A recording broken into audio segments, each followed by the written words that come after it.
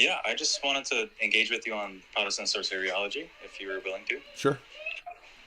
Yeah, I just wanted to see what the issue was with the doctrine of imputation, seeing it is clearly taught throughout the Epistle of Romans. And I would be happy to walk you through it if you had the time. Well, the Protestant view of what's imputed, can you hold on a second? The kids in the background. So the Protestant view of imputation trades on it being primarily something that's nominalistic, that it's based on the nominalist view of what these terms mean and signify. So if you mean by imputation an actual power, that's the Orthodox view, not a pure legal standing. So you could never have the Protestant view of Luther and Calvin had we not had Gabriel Bile and medieval nominalism first. So all of your readings are going to presuppose that division between name and reality, or the purely nominalistic view that underlies Luther and Calvin's doctrine of purely legal imputation. Well, one sec, because in Romans it says that faith was imputed to Abraham as righteousness, the same way that it is imputed to us. Sure. And if you go back to Genesis, when was that faith, righteousness credited to Abraham? Yeah, it's not Genesis 12, right? When he believed God, hold on, and he was credited righteousness. You're not. So you we didn't. Have to be, we have to are be you precise. Listening? Can you hear me? Yeah, go ahead. So, what did I just say? I said that how you interpret the imputation and what it refers to will be dependent on your presupposition. So you're assuming that it's a purely legal standing. So imputation means you're going to do works. Hold on. So in Genesis 12, that if you're a Protestant, that should be his transition from wrath to grace. But when Paul says that no, it's not.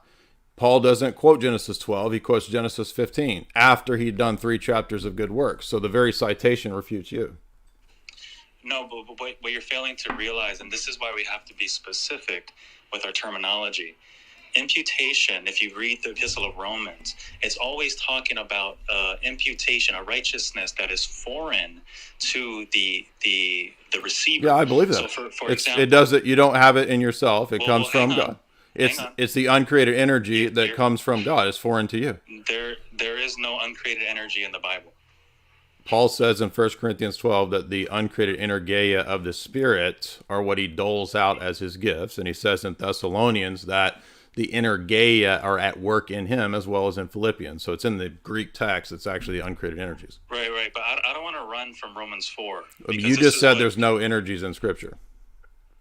The phrase uncreated energy. I just told you the uncreated energeia. The uncreated. That's in Paul's letters. The energeia. I just cited Paul's letters to you. I'm not making anything up. Okay, can you show me the exact phrase uncreated energies in the Bible? The energeia of the Spirit. Do you think the Spirit's a creature? No. So what are the energies? So you don't even know that in Paul's epistles it's energies. I'm not talking about the energy. You see, this is what I mean by... You just said there's no energies in Scripture. You just said from Romans 4. Romans 4 cites Genesis 15, not Genesis 12. So there's 3 chapters of Abraham doing good works, which you just ignored. So both of these points, you're wrong. Well, hang on. This is why I want to pin you down on this, because you're not pinning down anything when you just said that the energies aren't in Paul's. Are the energies? Don't repeat my name. Are the energies in Paul's epistles or not?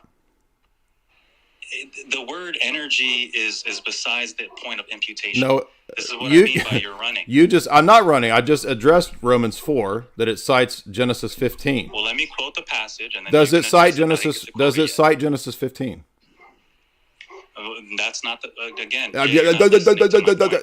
That's because, in your view, it should have been Genesis 12 that was cited, because that would be the transition from wrath to grace. Well, here's the hammer to the nail. Here's the point I'm going to drive. You're not.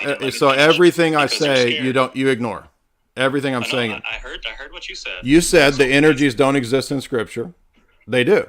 And you say it doesn't matter. I never read the word uncreated energy anywhere in my... That's because it's in the Greek, dude. The Greek. Paul's epistles use energeia. Are you Greek? This is utterly stupid. What does me having to be Greek have to do with this? That's the dumbest Protestant I've ever had on here.